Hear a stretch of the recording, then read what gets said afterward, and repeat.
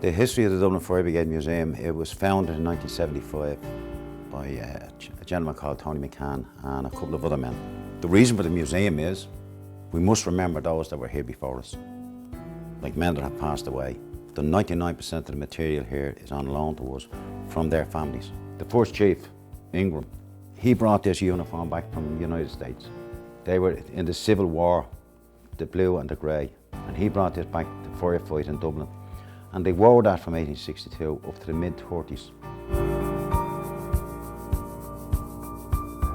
All the pictures on the walls here, they're all part of the history of the Dublin Fire Service.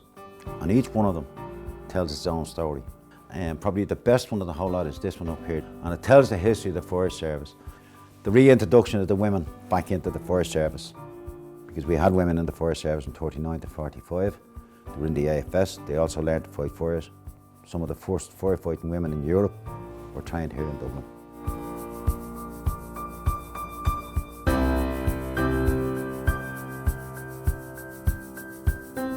The wooden pipes that you see on the wall behind us here are old water pipes from the city of Dublin.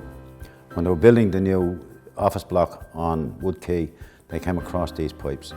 One of them we know was used by the fire service back in the 1700s.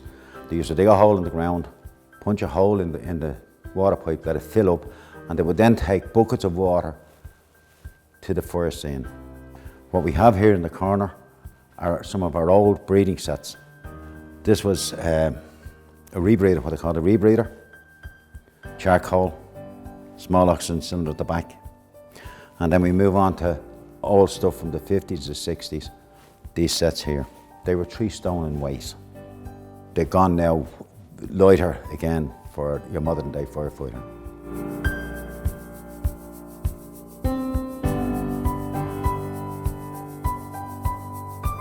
This here is the control room from the original fire station in Tara Street, which was built in 1907.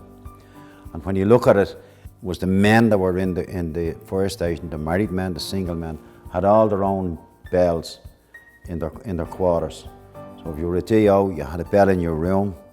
When you were on shift, the bell would be up. If there was a turnout, you'd come down when you'd answer the bell.